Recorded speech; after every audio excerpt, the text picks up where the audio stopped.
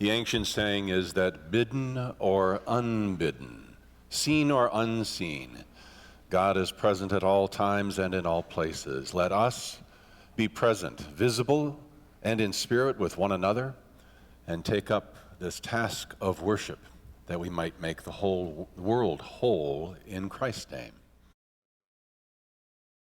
It was Reverend Dr. Martin Luther King who paraphrased and popularized the words of a 19th century Unitarian minister named Theodore Parker. He said, "The arc of the moral universe is long but bends toward justice." The beginning of that arc for us is in the Old Testament, specifically the prophets. They were relentless in proclaiming God's call for justice. Here are two of the most famous of those declarations.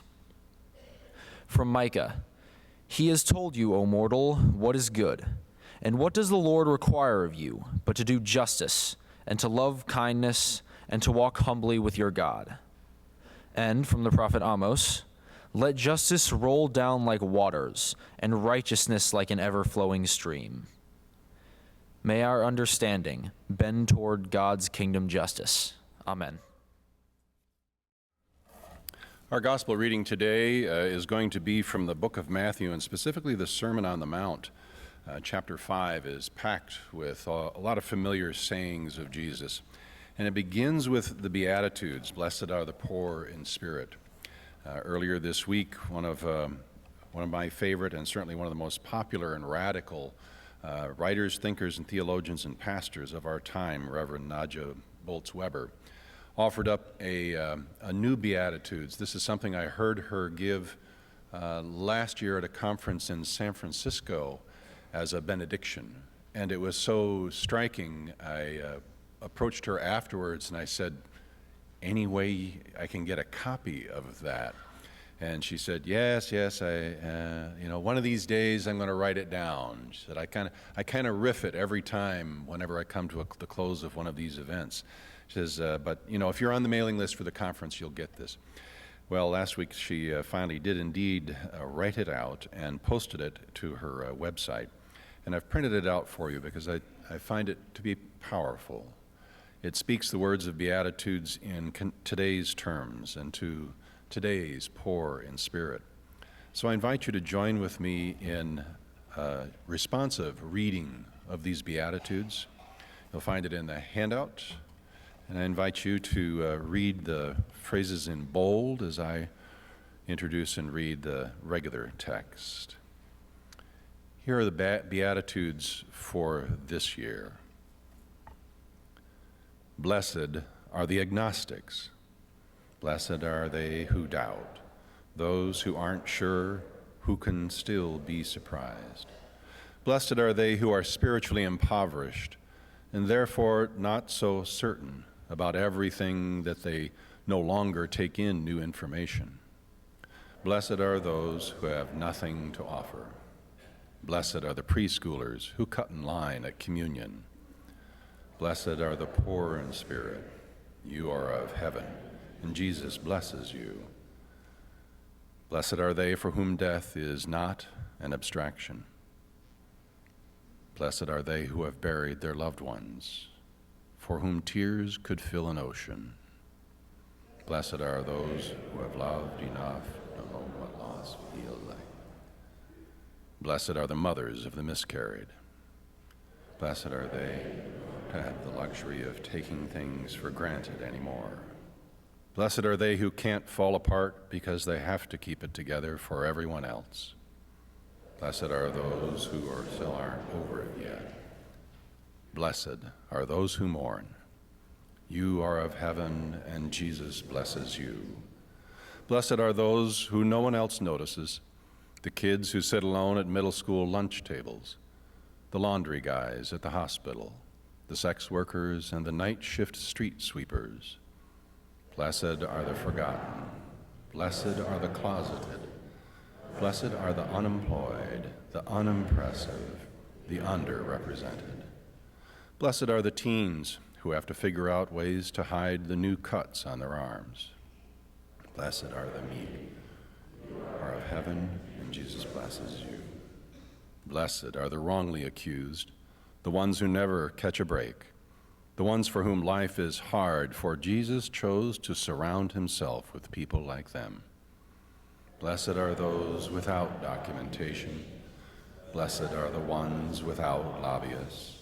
Blessed are the foster kids and special ed kids and every other kid who just wants to feel safe and loved.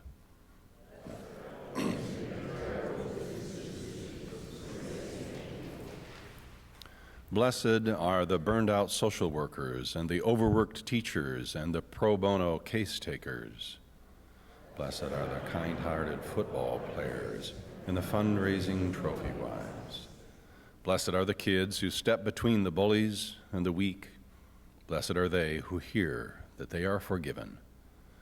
Blessed is everyone who has ever forgiven me when I didn't deserve it. Blessed are the merciful, for they totally get it. Let us pray. Gracious God, we give you thanks for the blessings you offer us daily, seen and unseen, known and unknown.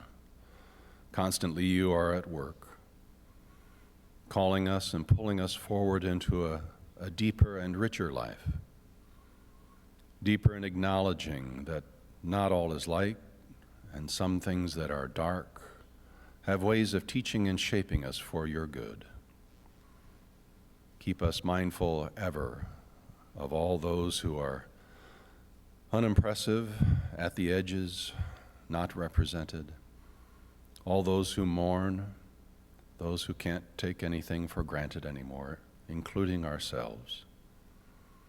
Make us be a part of your blessing.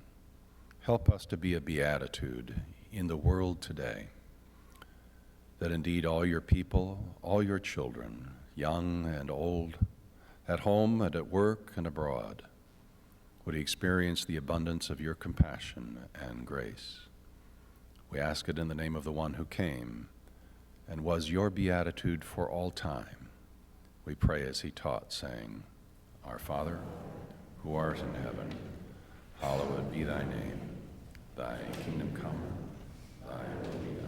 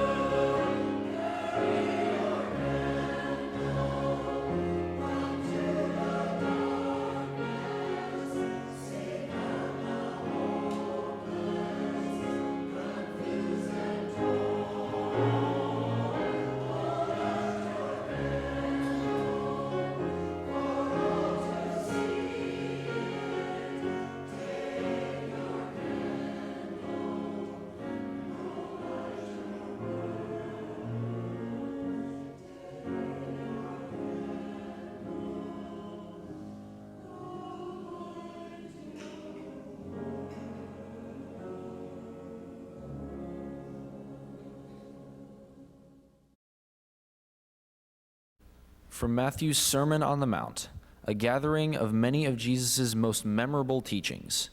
Here is his call to a higher way of being. From chapter 5. You have been taught to love your neighbor and hate your enemy. But I tell you this, love your enemies. Pray for those who persecute you. In this way you may become children of your Father in heaven. For God causes the sun to rise and shine on evil and good alike. It is God who causes the rain to water the fields of the righteous and the fields of the sinner. It is easy to love those who love you. Even a tax collector can love those who love him. And it is easy to greet your friends. Even outsiders do that. But you are called to do something higher. Be perfect, as your Father in heaven is perfect. The word of God for the people of God. Thanks be to God. Amen. Amen. The man who answered the door had a head like an egg, an old, kind of leathery egg, and it smelled of creams and things that were unfamiliar to me. But he was my latest prospective customer in my burgeoning empire of mowing everyone's lawns in our neighborhood. When I was about 12 or 13, I had quite a racket going. I was mowing a lot of lawns. It was Michigan, you know, where there's nothing but lots of grass that often has to be cut twice a week if you want to stay ahead of it. So he was new in the neighborhood and agreed to have me mow his lawn. But what was different was he had an electric mower, which I thought was pretty cool, because back then, you know, mowers, you basically had to fuss with them to get them to work all the time. So he did explain, of course, to be careful not to run over the power cord in the course of mowing. So you can bet that was just about the first thing I did. I don't think I had a third of the lawn done, and I managed to somehow or another run over it, cut it in half, bring everything to a halt. I remember grabbing the ends and looking up in disbelief and kind of hopping up and down in anger at myself and despair. This was going to ruin my name, you know, I was going to lose business, and I didn't know how to fix it either. And I wondered what my judgment would be. What would the judgment of this old man be? Today, issues of judgment, of justice are rampant in the news. You can pick any field, and the questions of wrongdoing and right-making are all over the place. Between baseball and the stolen signal signs thing, I don't even really understand it that well, but we know it's wrong, and they got a big fine, and a couple guys lost their job. We know what's going on in business all the time.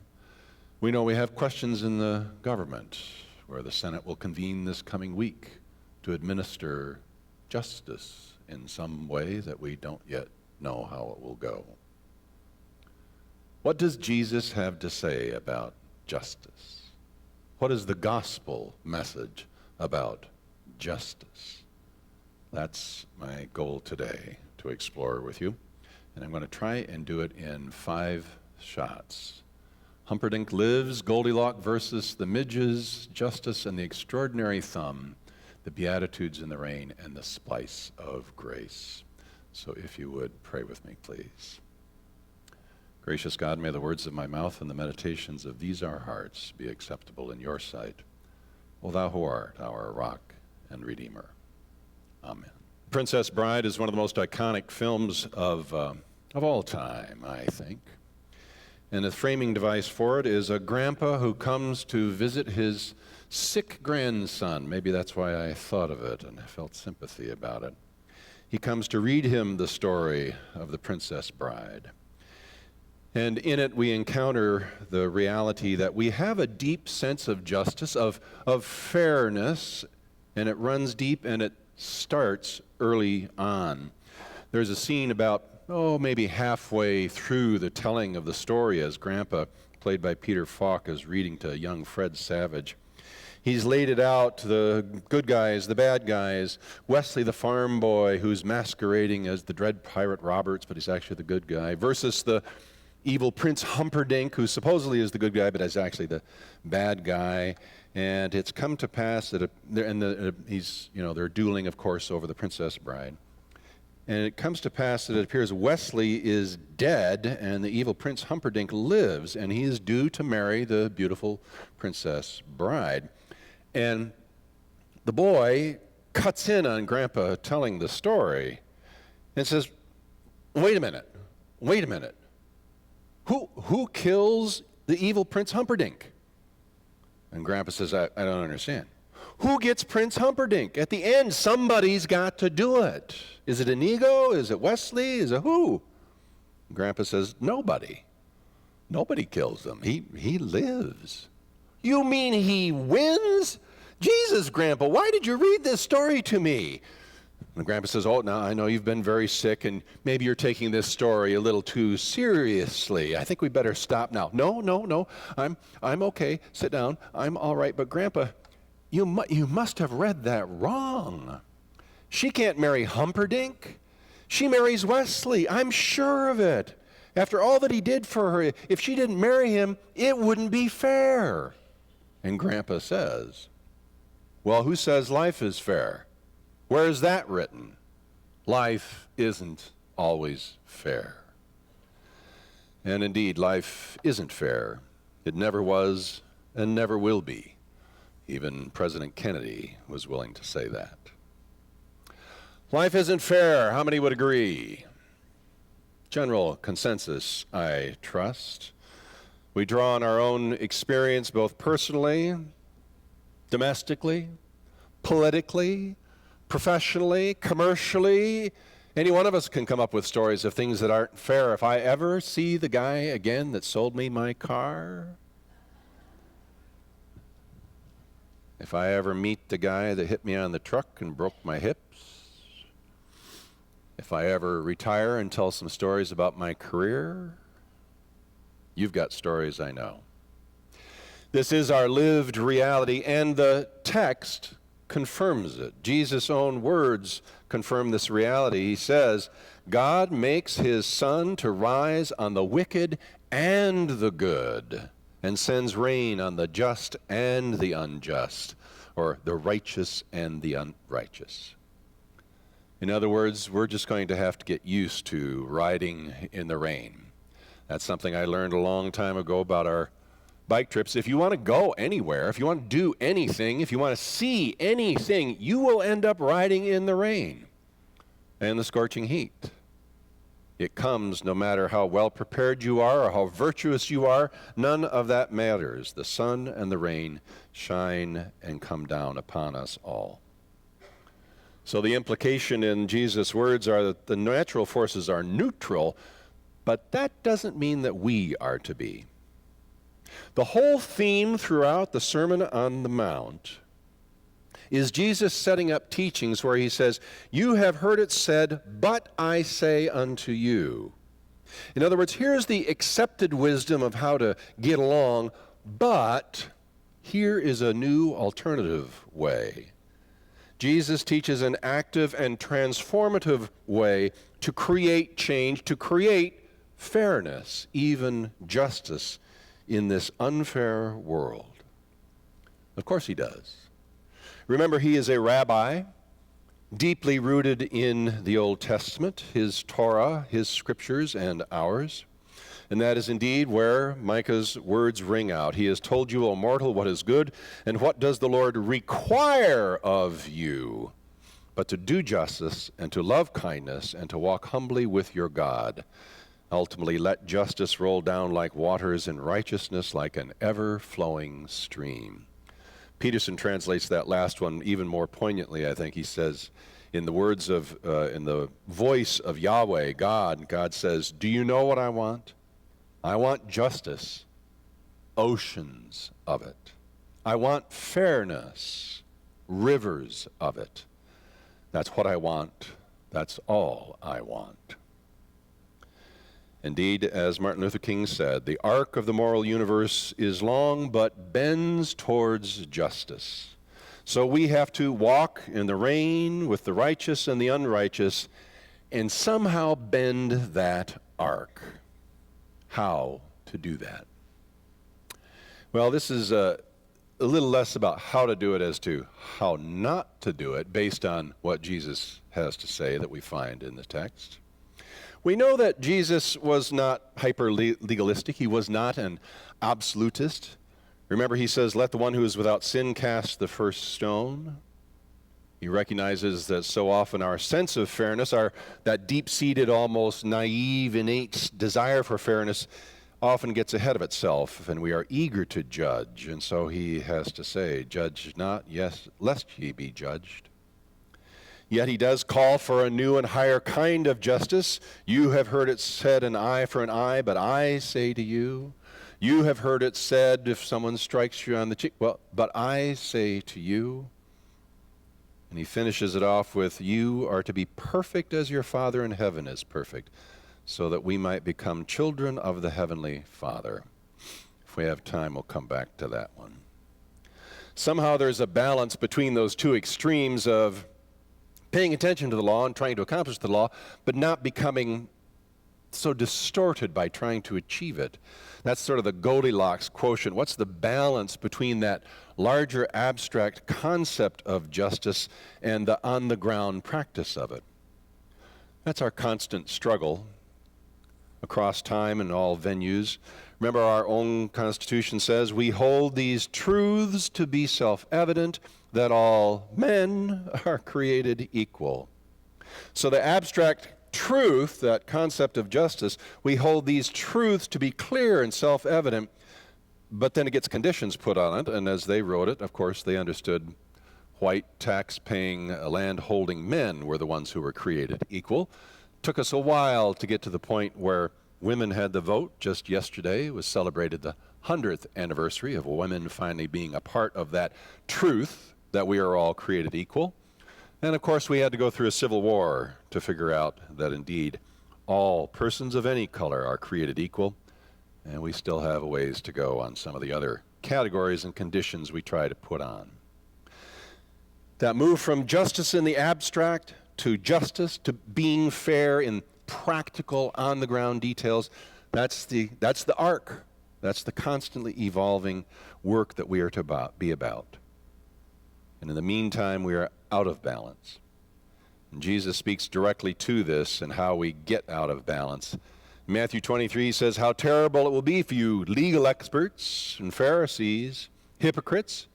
You give to God a tenth of mint and dill and cumin, but you forget about the more important, or what it says in the Greek, the heavy matters of the law, justice, mercy, and faith.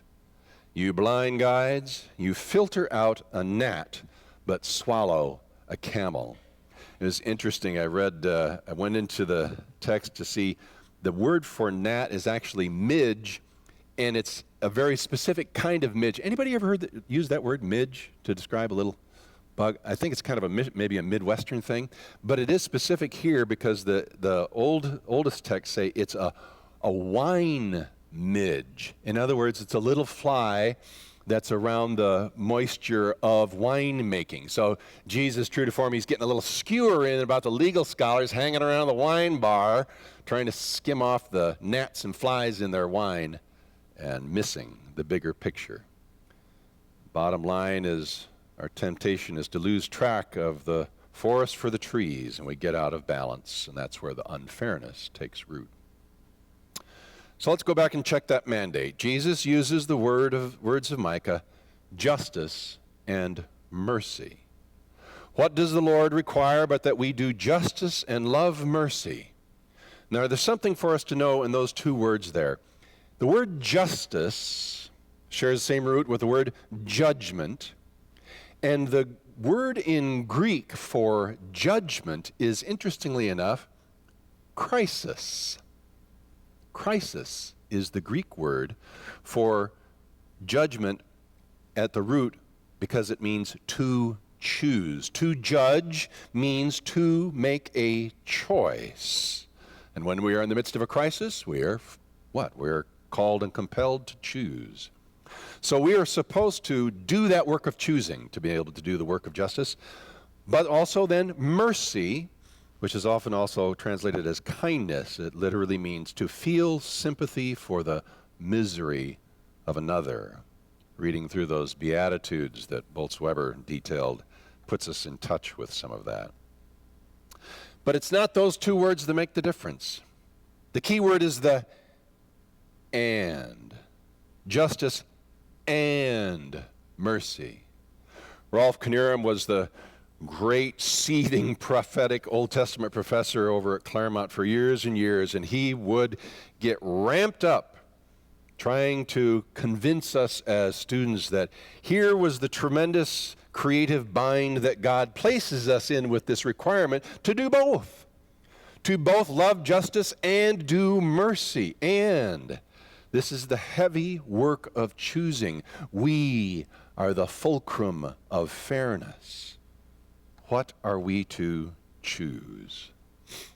The final clue may be in verse 47, where Jesus says, if you only greet your brothers, what are you doing that is extraordinary? The word there, again, is it's an interesting one. It means excessive. And the deepest roots of it are abundant.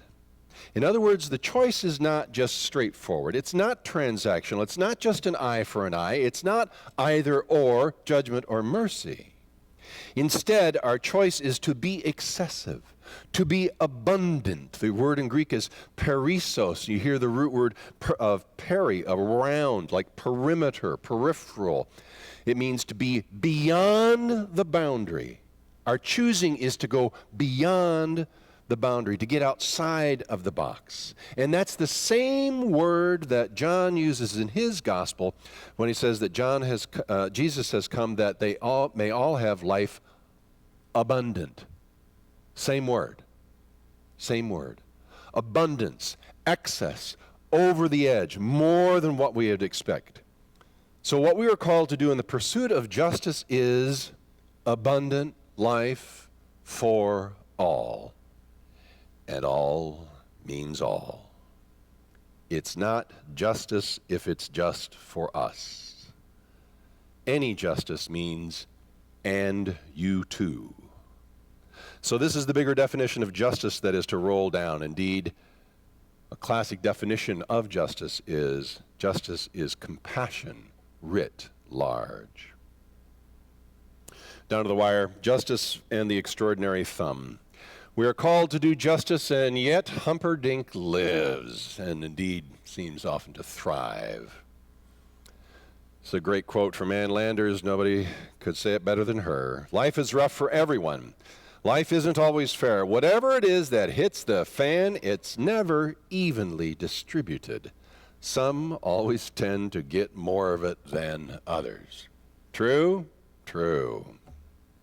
Which is where the thumb comes in. The whole sum total of the Gospels and of the Bible is that God is always on the side of. God is always blessing, speaking beatitudes. God is always saving the poor, the unemployed, the undocumented, the wrongly accused, the imprisoned. What does Jesus say? When did you see me in prison and you didn't come to visit me? That's the message of the Beatitudes. We're the ones who designed Lady Justice to be wearing a blindfold. But God is always peaking, always urging us to put our thumb on the scale in favor of compassion writ large. These are the Beatitudes then in the rain, how it actually works. And I want to say a word of thanks to Cynthia Assel, who's a journalist on behalf of our denomination, and lifted these out in passing and really caught my attention. When I was mowing that lawn and I cut the cord, I deserved a justice in this sense. I should have probably at least lost the job. I should have at least had to pay to fix the cord and make the mower work. That is the essential definition of justice, to get what you deserve. to get what you deserve. But instead, thanks to this wonderful old man, I experienced mercy. Mercy is not getting what you deserve. Justice is getting what you deserve. Mercy is not getting what we deserve. It is the stopping of the judgment, the putting away of the sword. It is taking away the negative liability, which then sets us up for grace. What is grace? After the gentleman came out of the house, as I was hopping around the lawn holding these two ends of the cord in his hand, he took me inside and sat me down with a cold 7-Up, which I remember because we weren't allowed to have soda drinks in my house growing up. That was a long time ago. So he offered me this cold soda and then showed me how to splice the wires back together.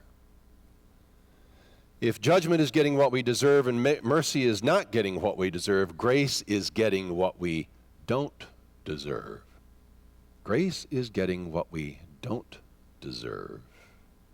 It is a proactive, do all the good you can kind of gesture, and then some. It is proactive. It's pouring on the extra. It's going beyond the boundaries. It is being excessive, abundant in all forms. It is God's grace is God's ultimate thumb on the scale. So where justice is transactional, the one for one, and mercy is transitional, it gets us out of the transactional, grace is transformational. It changes things. It changes people and circumstances.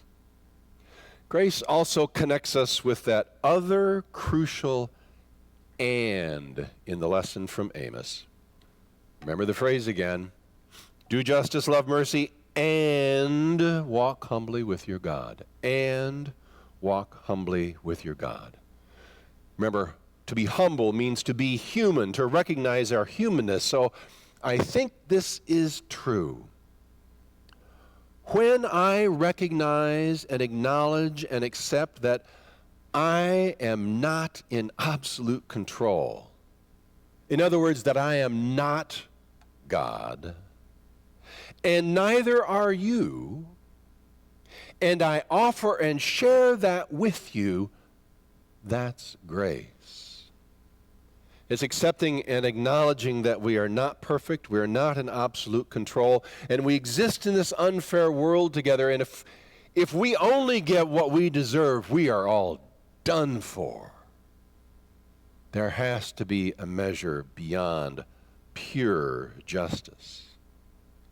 Grace is the acknowledgement of the gap between this current reality of unfairness and the kingdom reality yet to come.